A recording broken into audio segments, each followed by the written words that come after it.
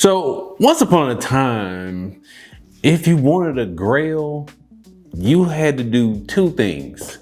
Number one, you had to sell a kidney.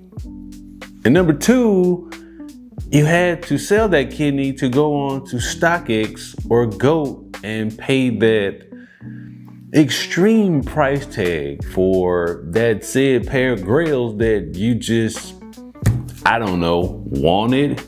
But in 2025, man, Nike flipped the script. Now they've been digging into the vault and giving us all kind of stuff in 2025, releasing some of the most hyped sneakers ever. Sometimes, I wouldn't say sometimes, but some of them have had better quality than the originals.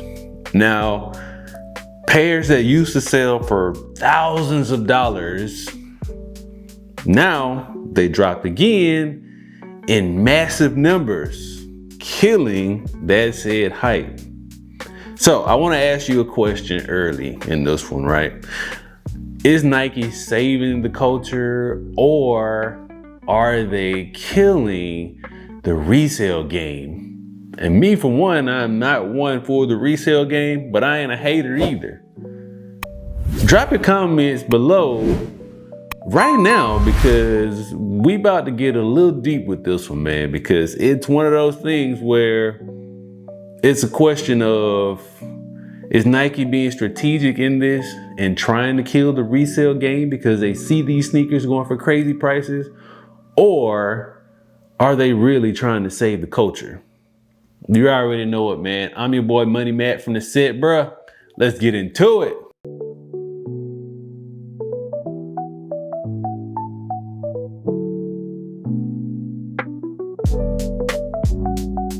So Nike's 2025 playbook has been wild, to say the least. Really good if you are really into sneakers and you wanted these pairs, but really bad for the wallet. Now we've seen shoes like the undefeated 4s, the black metallic 5 reimagined, which went crazy, the shattered backboards, flu games, and a whole host of other shoes that are so-called grails re-released in 2025, sometimes with, again, tweaks that kind of made them a little better than the OGs. I know that's blasphemy, but hear me out. Once upon a time, scarcity made these pairs legendary, or nostalgia made these legendary. Now, as for the undefeated, we all know scarcity played a huge factor into those. You either had them or you didn't. Now, Nike is cranking up the production so high that sometimes these shoes wind up sitting on shelves. Now, that's a nightmare for resellers, because if everybody can't eat, ain't nobody flipping plates, bruh.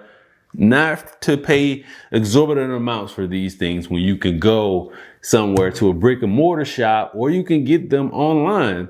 So for the resellers, is really not a good time to eat right now. Is that a thing that Nike has created, or has the hype died down? Yet to be determined. But let's talk about the money, right? Okay. Nike raised the retail prices across the board, from Jordan 1s pushing them to $200, and some pairs of other sneakers at $220, $250. Now, the $200 price range for Nike Jordan brand sneakers used to be only reserved for phone posits. That was crazy because of the technology that was in the phone posits. Now, every Jordan brand sneaker hits that $200 price point plus. So here's the math. If resellers used to get $300 to $350 on the same shoe, then really that margin is gone. And there's only a select pair of few shoes that have really reached that price this year. Now that Nike's hiking the retail price and they keep restocking without notification, that kind of kills the market for the resellers. It's basically like Nike said, why let StockX profit from this when we can? As far as the psychology part of this is about scarcity versus abundance. The second everybody has access to a said product, that flex factor drops. Do I play into that? No, I don't. But that's why resellers are actually sweating right now. Are resellers still making money right now? Yes, they are. Because any profit is good profit, right? In a sense, when it comes to sneakers, but it used to be $100, $200, $200, $300 profit margins on these sneakers, and that's not the case anymore. Now, Nike has also threw another wrench into this. They have introduced something new in the wake of a pre-order system. Now, they did this with the Kobe's that you had to pre-order and you won't get them until December. Crazy, right? Instead of fighting bots on the 3-second raffle, Nike lets you pre-order pairs of sneakers that then delivers later. That means, number one, less stress. Number two, fewer bots. Number three, more guaranteed sales for Nike. And it lessens the amount of sneakers that they have to actually sit on shelves and put on sale, which eats at their profit shares or profit margins in that said sneaker. Now, again, here's the psychology behind that. Sneakerheads love the hunt. We all know this from previous videos that I've made before, and by you knowing your tendencies and habits. Sneakerheads love the hunt. That means that adrenaline rush that you get from entering those raffles, checking sneakers, praying to the sneaker gods that you actually get these shoes, is that going to be gone now with this pre-order system? If it's too easy with the pre-order system, will the culture lose its magic? Or is this actually better for real people finally getting the shoes that they actually want? Now, we're going to do a whole nother video on this pre-order thing because I think there's something to be said about this. And I really want to know you guys' opinion on this because I'm kind of on both sides of the frame here. But let's look at the bigger picture. Nike doesn't want to kill resellers because resellers drive hype. But instead, they do want to own the entire pipeline from hype to history to your wallet. But there's a big question here. If every Grail is re-released, sometimes with better materials, i.e. the Kobe Pro Tros and a couple of other sneakers that re-release, will Grails even really exist anymore? Now, I did another video about Grails too, and trying to define what is an actual Grail. But I'll probably link that here so you guys can check it out. Is the golden age of sneakers ending with this pre-order system and resellers? Is that what made the culture special?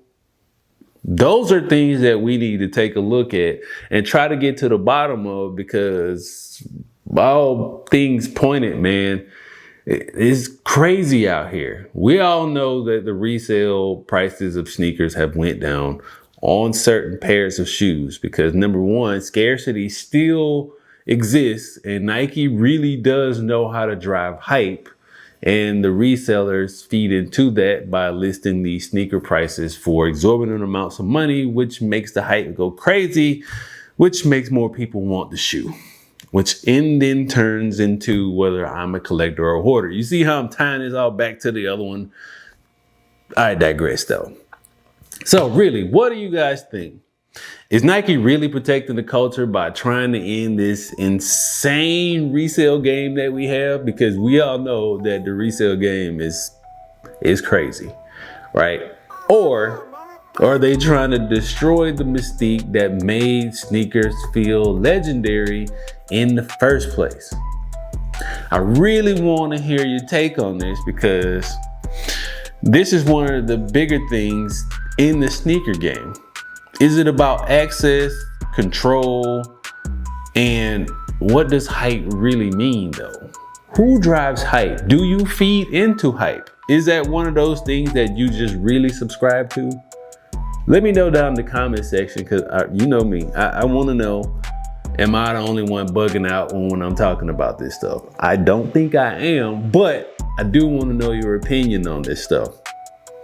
With that being said, man, if you have ever said, this is my last pair that I'm buying, hit the like button.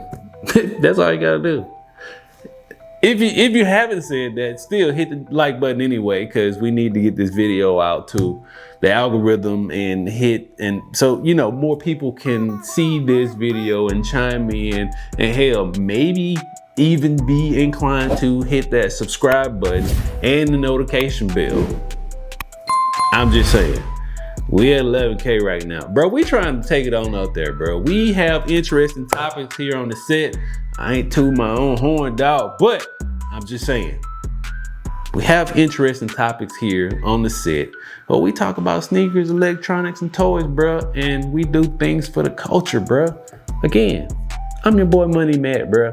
I'm gonna get on out of here and go enjoy the rest of my day, as you should as well. Do not forget to hit that subscribe button. Do not forget to hit that like button. Because if you still chasing Grails, please let me know down in the comments and I'll say, stop it. Get some help. Now I was playing, man. I'm gonna get on out of here, folks. Go enjoy the rest of my day. I bid you folks adieu. Thanks for watching. Peace.